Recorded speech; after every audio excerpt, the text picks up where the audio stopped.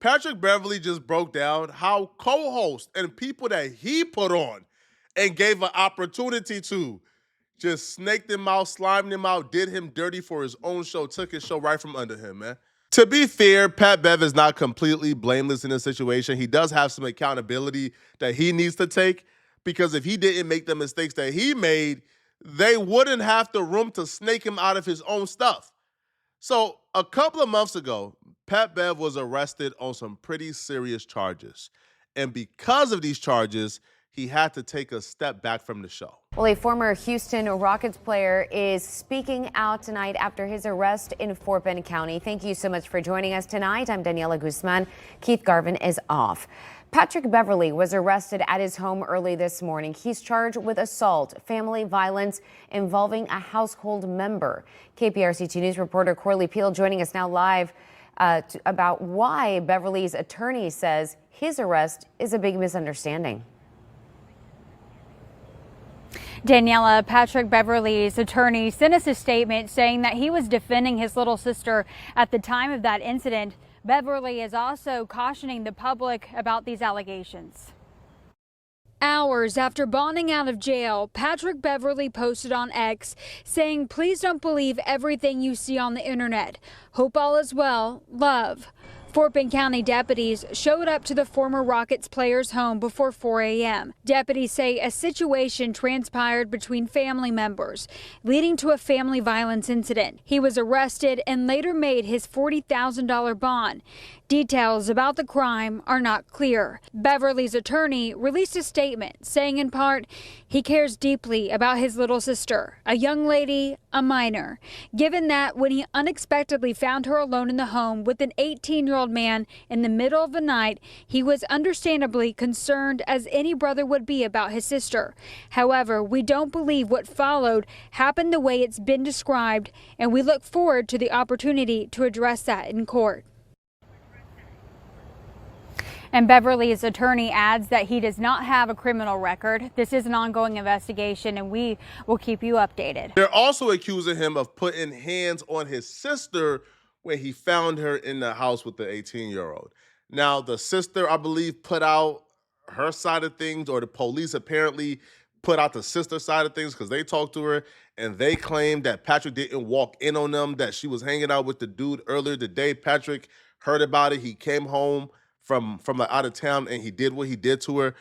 So that was the accusation, okay? And shortly afterwards, Dave Portnoy came out, because Patrick Beverly, his podcast was independent at some point. It was independent, but he signed over to Barstool shortly before his incident. So once the incident happened, Dave Portnoy had the power to tell Patrick Beverly that he can't really come back on the podcast until the court case is over. Yeah, no, obviously horrific police report. No matter how bad, whatever it is, I saw Roan's speech on it. I thought it was good. Like, that's his life, and he's got to figure all this out. It's horrible. He is taking forced time away from Barstool, and we'll see if this turns out somehow not true.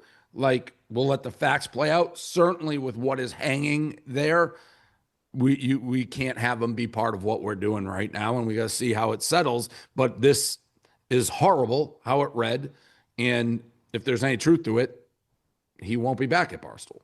So you wait till like the trial almost? Yes, yes. Like, there's no reason on my end to move unusually quick here. No. It's like a very serious issue.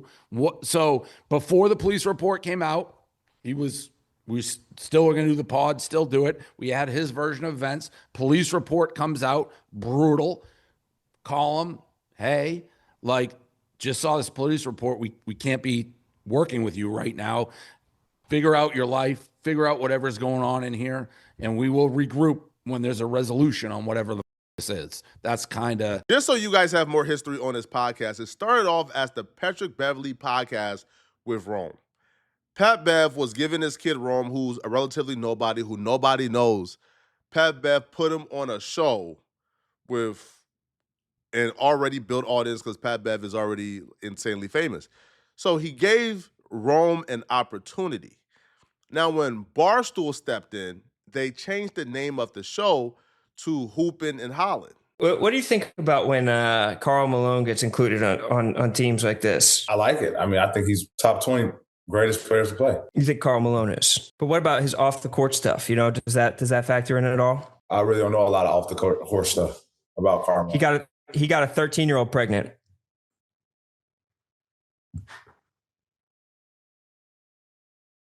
Timeout? You need a timeout? A 30-second?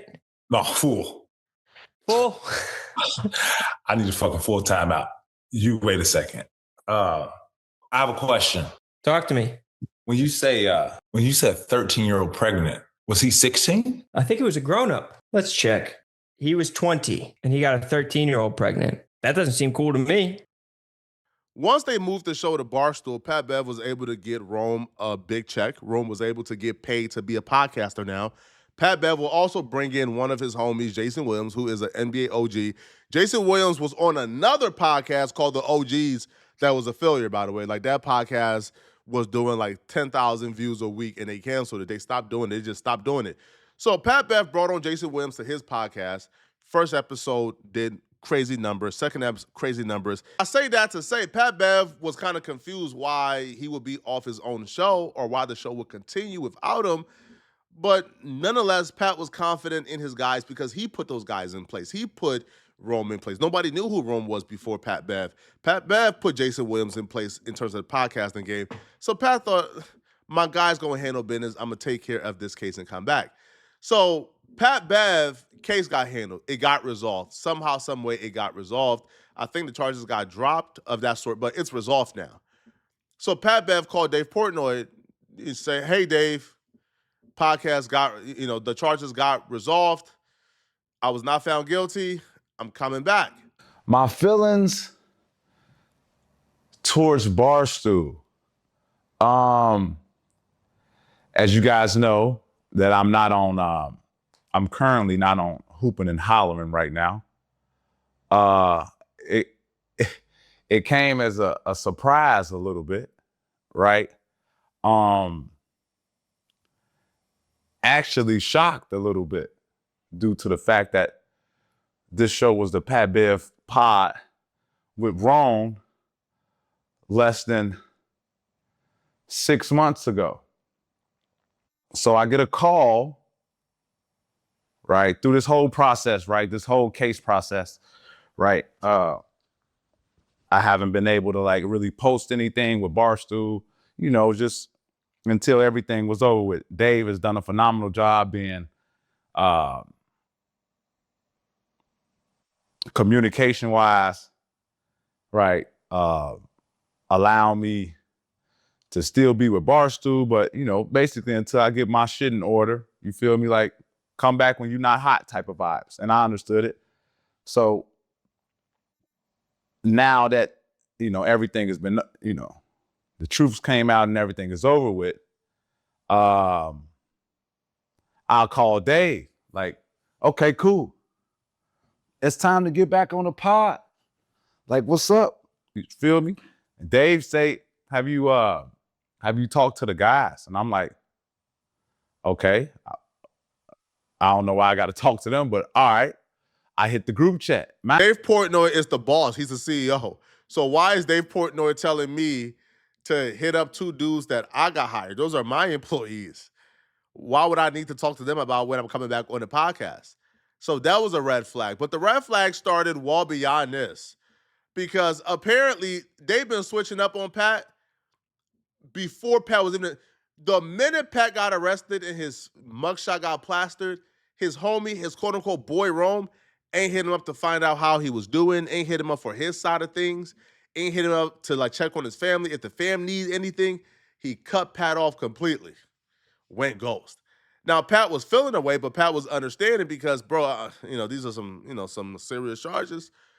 But you would think if you the homie and I gave you your own, like the opportunity that you have, I gave it to you, and I did so much for you, the least you owe me is to hear my side of things. The least you owe me is to hear me out. Now, if this was something where Pat has been accused of sleeping with somebody underage, I understand. You stay away. But Pat, who is like the older brother to his sister, found out that his sister was messing with a guy who's 18 with an adult, and he stepped in, and from his story, he put hands on the dude who was 18. From the sister's story, he put hands on her. Now, you shouldn't put hands on your little sister. You're not her father. But yeah, to me, that's not enough for you to say, I don't want to hear your side of the story. And the fact that they cut him off should already told Pat where they stand, but Pat was still hopeful that dude was not a full-blown snake. But he found out shortly after dude was a whole-blown snake. Behind you through this whole time, right? And I don't want to harp too much on this, but through this whole time, like, I ain't heard a word from Rome. Right? Not one word. Not, is you okay? Is family okay? Is mom okay? Is sister okay? Not a word. Right? And I'm an emotional type of dude, so y'all let me know if I'm in my feelings or not. I hit the group like, yo, I'm back, boys. I'm ready to work. You feel me? Like, man, stuff is past, man. Y'all been holding down. I'm ready to get back to work. Ron reached out to me, man. I know you glad this is over, this. I'm like, all right, so okay, when do we start? And then they go quiet. And I'm like, they like, have you talked to anybody? I'm like, talk to anybody? Like, I talked to Dave. Dave say, have I talked to y'all? I talked to y'all. Y'all tell me, have I talked to somebody else? So me and Dave get on the phone. And Dave, shout out to Dave too, man. Solid dude since day one. Like from him finding me into where I am right now, media-wise, he's been a phenomenal, right?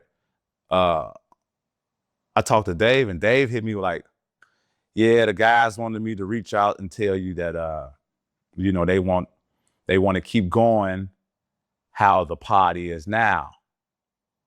You've been gone for 3 months, and they want to, just keep that going right now. And I'm like, what guys? Like, what guys are you talking about? Like, he's like, the guys from the pod. And I'm like, why are you telling me this? Like, why hasn't, you feel me? I'm talking about producers. Like, I'm talking about I got people who produce the show currently. I had them sleeping on my couch in my house, bought them beds, have my chef cook them meals. Like, this Patrick Bev story, bruh, should be such a lesson and a warning to all of y'all out there, man. Yo, a lot of y'all have the heart and the mind. Y'all will do for others before y'all do for yourselves, yo. A lot of y'all watching this video, y'all will have your last $100. One of your homies called me, bro, can I borrow 75? You gonna give him the 75 out your last 100? Cause you are an empath. You just care for people. Now they calling you because they think you got your stuff together because you don't ask for nothing. But you struggling too, and you giving your last to everybody else. But they won't do it for you. You will give others opportunities. The same people you giving opportunities won't even think about throwing you under the bus if that means keeping their opportunity. The people you showing love to and giving opportunities to won't do the same for you. They living in self-preservation mode. You living like trying to take care of everybody, and they self-preserving while you giving yourself. They suffer while you giving it. Eventually, man, you run out of things to give, and now they is living good. Because while you was giving, they was stacking up their stuff. Now they living straight. Patrick Beverly, man, put on people who wouldn't do the same for him. Those same people, when he was going to, man, listen, man, we don't want Patrick Beverly back, man.